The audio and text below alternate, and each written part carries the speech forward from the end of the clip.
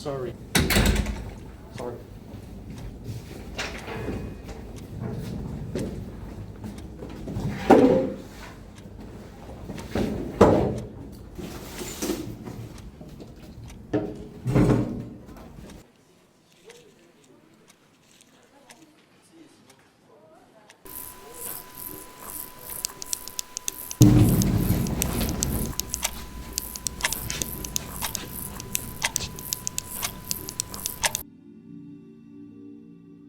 Why do we make those kind of bad choices?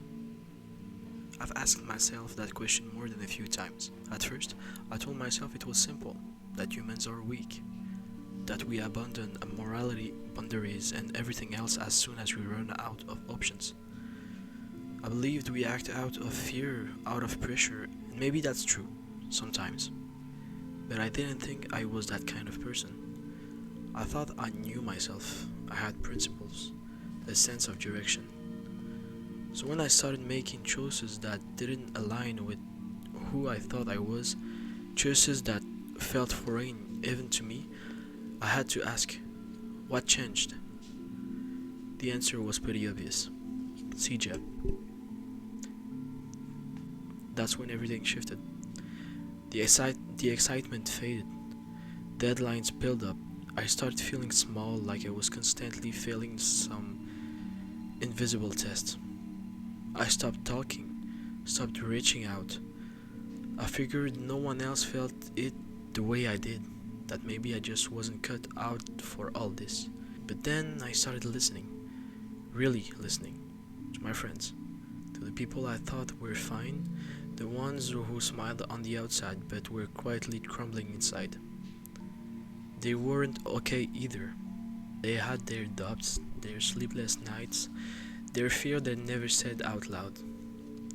Some of them were holding on by a thread, just like me. And suddenly, I didn't feel so alone. So, no, maybe we don't make bad choices because we're weak.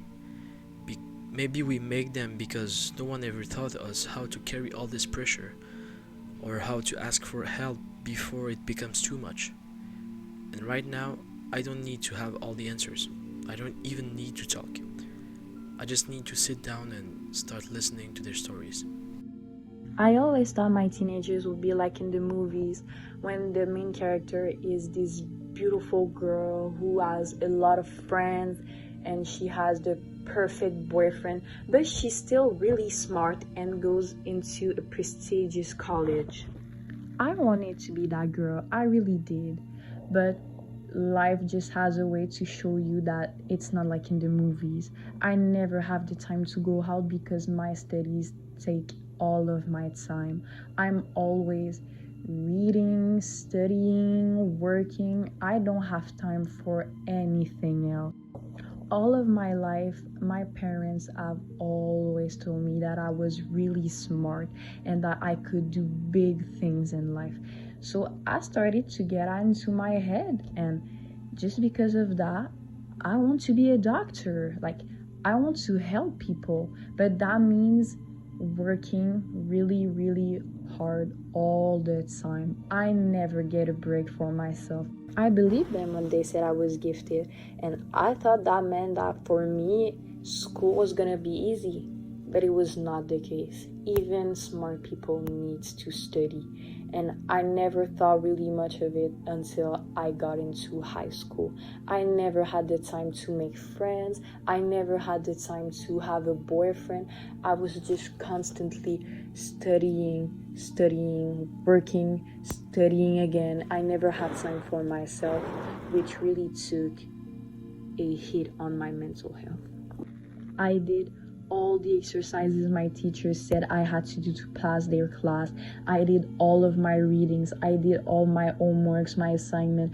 I studied hard for tests. But at the end of the day, it's still stressing me out because even if I'm like performing well at school, I always feel like something is gonna hit me back one day. I don't have the time to make friends. I don't have the time to have a boyfriend. I barely have the time to work, to make money, to pay for my future studies. And it's really taking a big hit on my mental health because I don't know how to take it anymore, to be honest. I always thought I wanted to be a doctor.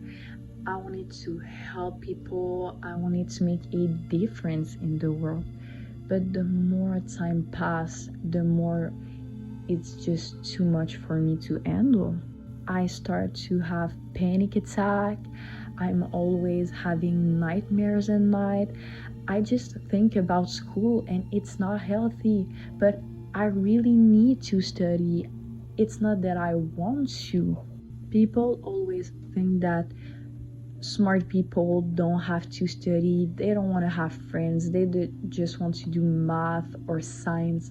But at the end of the day, it's not true. I don't need to have friends, and I study too. But this image of smart people just ruined me because all I can do is study because people don't want to hang out with me. So I'm always studying, working, and I want to make friends, but it's just impossible for me considering the amount of work I have to put into my studies. To be completely honest, I never really wanted to be a doctor. People always told me I was smart and I can achieve great things with my grades, so I believed them. But deep down, I always knew that art was my thing. Expectation. They can feel like love, like belief in your potential, but sometimes they feel like a weight you never asked to carry. When people expect too much, it's easy to lose yourself in trying to meet standards that aren't even yours. You start chasing goals that don't light you up, saying yes when your heart says no, all because you don't want to disappoint. And slowly, you stop asking, what do I want? Because all you hear is what you should do, what you have to be. Expectations can push us, but they can also trap us, especially when they silence our own voice. When I joined Cégep, I thought it was going to be a breeze. Well, maybe not a breeze, but I didn't think it would be this hard. I mean, when I was in high school, I barely did any work, and I was still at the top of my class. I mean, I didn't do any homework, study.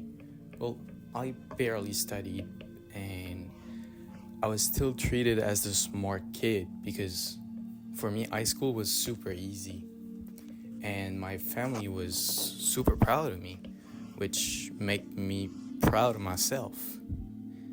Then I joined Cégep and I became an average student. I wasn't special anymore. Since joining Cégep, I've gone from the smart, gifted kid who did nothing in high school to a kid who studied for 6 hours straight per day, and there's 7 days in a week. And I've gone from a kid who didn't do any work to a kid who does it every breath that he is taken. And a lot of my efforts are meaningless because I'm not above the average.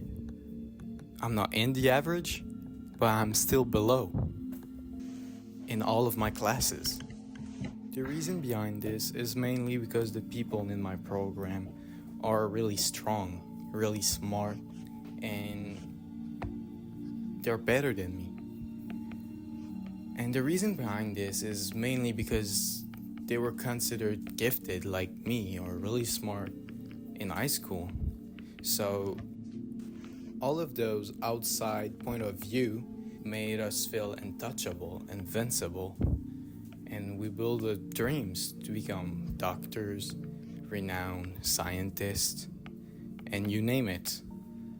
And that's what is hard with my program, is that it's very competitive and it can be too much sometimes. Don't get me wrong, I'm still super proud of myself and super happy to be in this program, but a part of me still thinks that there could be a better way to be teaching this program. There could be a better way to make the program less emotionally draining and less demanding. Just think about all the benefits it could have on students' mental health. Competition. It's supposed to make us better, sharper, stronger. But when there's too much of it, something shifts. People stop being classmates and start being rivals. Helping feels risky, sharing feels foolish, and suddenly you're not learning with others anymore. You're just trying to stay ahead of them. In programs where we should lift each other up, we end up stepping over one another just to feel like we belong. We forget that success isn't a limited resource, that someone else's win doesn't mean your loss. Too much competition doesn't drive growth, it breeds isolation, and in the end, we all lose a little of what made us human. It's 2 a.m. Everything is silent except my mind. I still have 4 final exams to prepare, 2 groups project to complete, and 2 3,000 words lab report to submit, but here I am, sitting at my desk, in silence, wondering how I even got to this point. Why am I even putting myself through all of this? For myself, for my parents, for my future? Honestly, I don't even know myself. Everybody said that your student years are some of the best years of your life because you have freedom, free time, and you live for your passion. I don't think I'm quite at those years yet. I carry all of this weight, all of this mental charge. You feel as there's so much to do, not enough time, and no room for failure. Everybody except you to succeed, become more mature, do not do any mistakes. It feels like I need to be an adult, but at the same time I should have fun like a kid, and at the same time work as an adult. There are days when I wake up already exhausted. I smile in class, but deep down I just want to collapse when I get home. I see other people laughing, talking about going out, and I wonder how they do it when I can barely keep up with the simple tasks that the teacher asks us.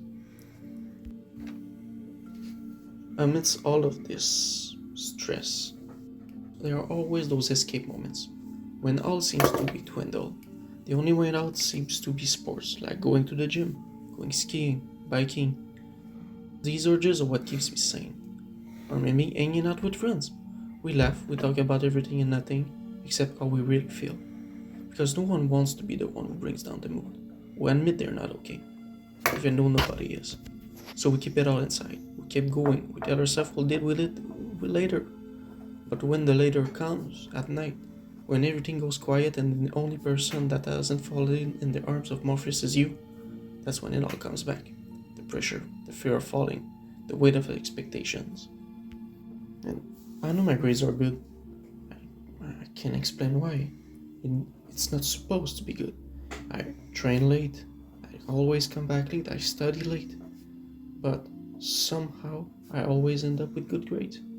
And it's not really motivating because I can't have a wake-up call like, yeah, you messed up this one. Maybe you need to change some things.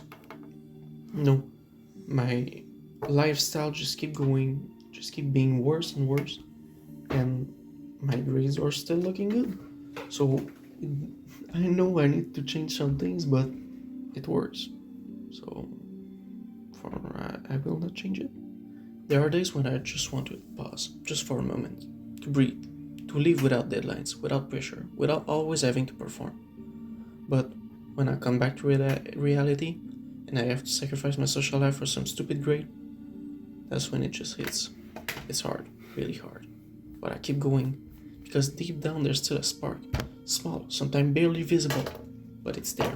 That desire to become the better version of yourself, to make your parents proud, to prove to myself that I can do this, and I deserve this privileged life. Am I tired? Absolutely. But will I give up? Absolutely not. Yet some days I will finally be able to say that after all of this pain and suffering, Isolation. They say studying is the path to be a better future, but sometimes it quietly pulls us away from the present, from friends, from rest, from ourselves. You spend hours buried in books pretending it's fine because everyone's going through it, right? But some nights it feels heavier than just homework. You want to talk about it. The stress, the pressure, the loneliness. But you hold back. You don't want to be that person. The one who kills the vibe. So you smile. You say you're just tired. And no one sees how alone you really feel in a room full of people. We need to remind each other.